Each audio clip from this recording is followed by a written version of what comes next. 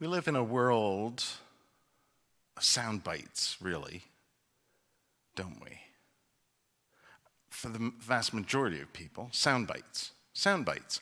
And I was thinking how that's really that's kind of a new thing, really, isn't it? Because we have such unprecedented access to information.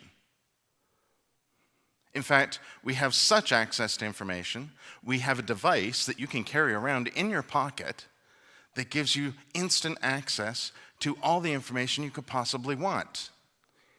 And all the information you could possibly not want. But literally instant access to all the information that there is that's available. And it's in your pocket.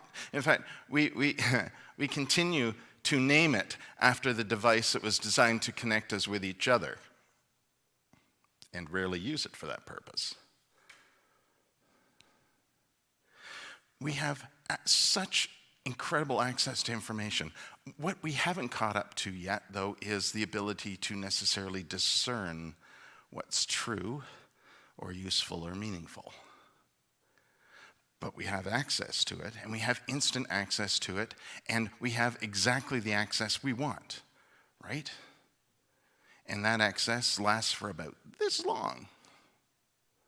That's our attention. In fact, there's now 24/7 access to information. There's 24/7 news services. But if you look closely, you'll notice that pretty much every hour, those 24-hour news services give you the bits of information that you need. Because that's what we get. Why tell the whole story when you can tell it in 30 seconds or less? Except you're not telling the whole story. It's a soundbite. It's a piece. That's all we pay attention to. Why do you think Twitter and TikTok and Instagram are so successful? I don't need to give you the whole story. I just need to give you this much, and then you'll understand the rest of it, or make it up yourself, whichever. But hey, I gave you the bit to start. I was thinking how that's such a new thing because we have such access to information. Is it, though? Look at the Bible for a second. We call them all books, but they're not very thick, are they? They're not particularly full and complete stories, are they? In fact, the Gospels in particular, how many times have you heard me say, I imagine that this story was much fuller than what we're getting here. There was more to it. Well, of course, it would take forever to write every single moment down. I get that, sure. But I also get that we tend to tell the story that we have, which of course is little pieces, in even smaller pieces. Because, sound bites. So this piece of the story you heard today, you need to know the piece from last week. Everyone remember the piece from last week? Of course you do. We were all there. We remember it. We probably even looked at it a few times during the week just to wonder about it even more and think about it.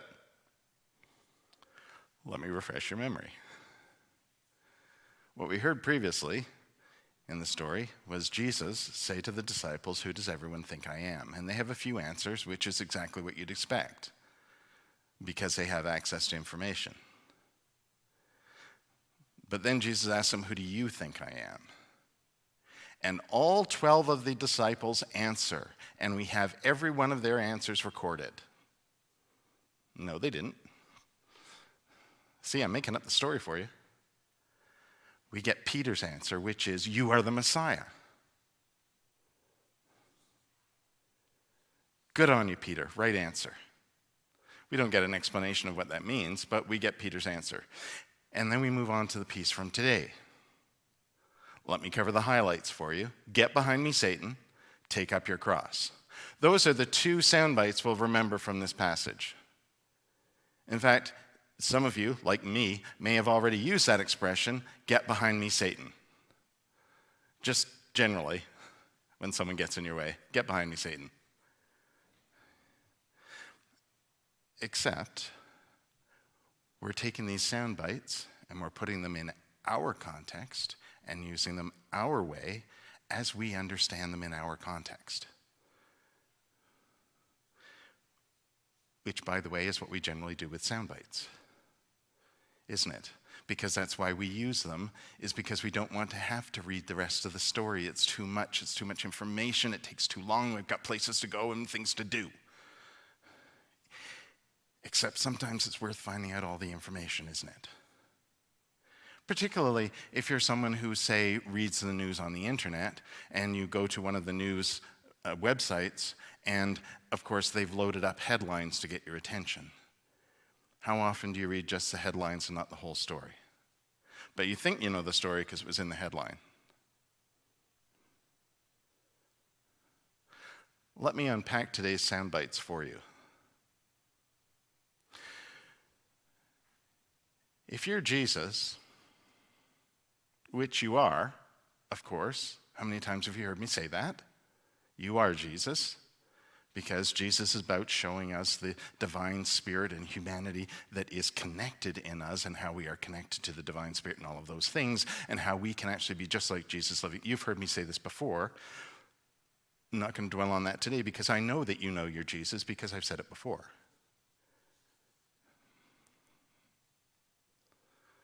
A really rousing amen or yes would have been really good there. Thank you. Thank you, Wesley. Good man. Thing is, that's not what I mean. What I mean is, imagine you're Jesus in the first century. In fact, imagine you're anybody who's in this scene in the first century, and that'll work for you. Because this wasn't said in the 21st century, it was said in the first century.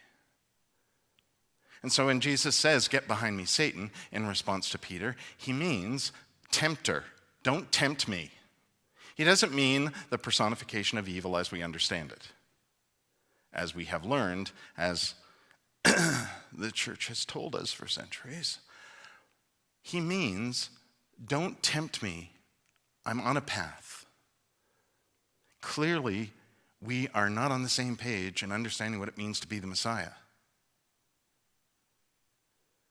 So don't tempt me into something else. And what is that temptation? That temptation is clearly Peter understands that the point of the Messiah is to have power over things. That the Messiah's role is to restore the glory of Israel, crush the Roman oppressor, and just make Israel great again. Whenever that was. But that's not Jesus, is it? That's not Jesus. And as we've discovered, since we're already halfway through the story, according to Matthew, that's very definitely not Jesus. But now, the point is for Jesus to show us, the disciples, and us, what that really means. So don't tempt me into doing something different. I know that you know I have the power to do something different, but that's not the point. This is something very different than the kind of Messiah you understand. This is about creating relationships. This is about sharing power with people. This is about empowering people. That's what it means to be Messiah. It's not a rescuer. Whatever you've learned, set that aside.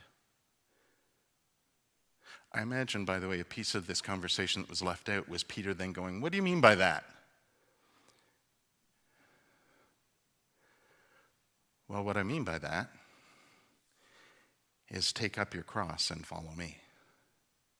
If you really want to know what it means to be the Messiah and how that can be alive in you, take up your cross and come with me. Now, our 21st century heads are immediately going, okay, so apparently being the Messiah leads to death. Because we know the rest of the story. We know how it goes. It's all downhill from here, and it ends with Jesus dying on the cross. Crucifixion, big deal in religion. But not to the disciples, because they don't know the story. Even if Jesus says, listen, it's going to be tough going from here. I'm going to have to suffer a lot. I'm going to be killed. But I'll be back, don't worry. It'll just be temporary death. He may not have specifically said, here specifically is very specifically how I'm going to die, so that you'll understand what the point of this metaphor is the death. What if he just meant to use an example of something that they would understand is all of the things that are arrayed against them? What if he meant to use a metaphor that was something that was awkward and heavy? He didn't say die on a cross. He said pick up your cross and carry it. What if he meant to remind them how difficult the struggle can be to live the way that Jesus has been teaching them? What if he meant to say the cross because it was a metaphor for the oppression of the Romans and the whole idea of such power over others that you could take their life in such a cruel and meaningless way? What if he didn't mean the end? He meant the journey.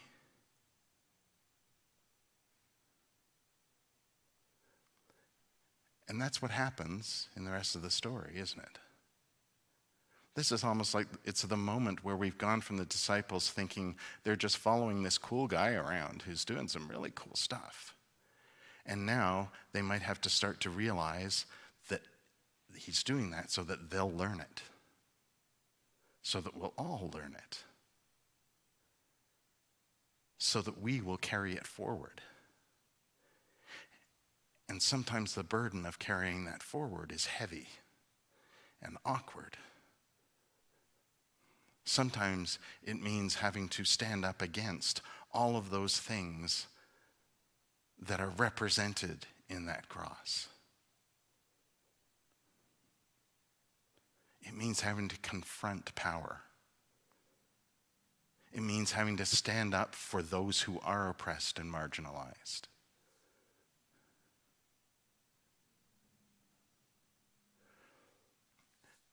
We immediately recognize the cross as, first of all, the crucifixion story, the death, but also that in the resurrection, that symbol of death is somehow redeemed and it has become the symbol of Jesus.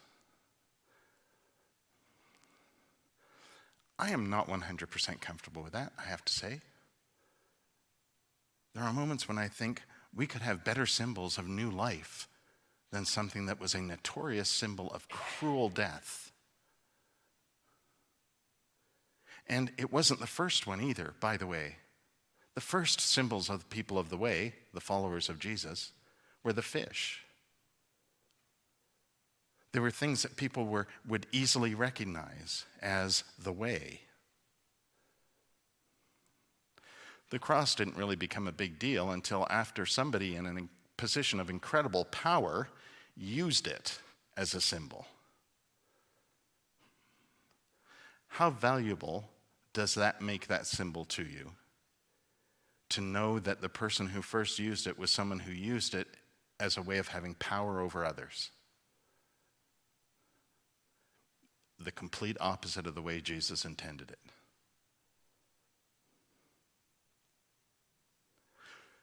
The point of him even using the story right here is to remind the disciples and us that the journey sometimes isn't easy.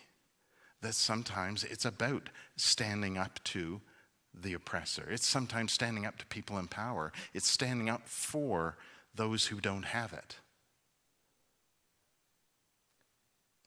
And making sure that we learn to share it. To build relationships with each other, not over each other.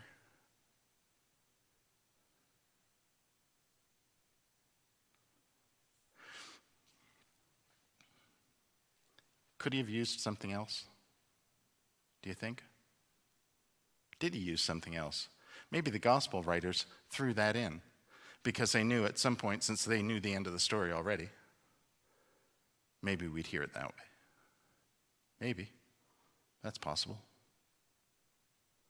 I like to think, though, that Jesus, all of these stories about Jesus and things Jesus says, they're all tied to that bigger picture.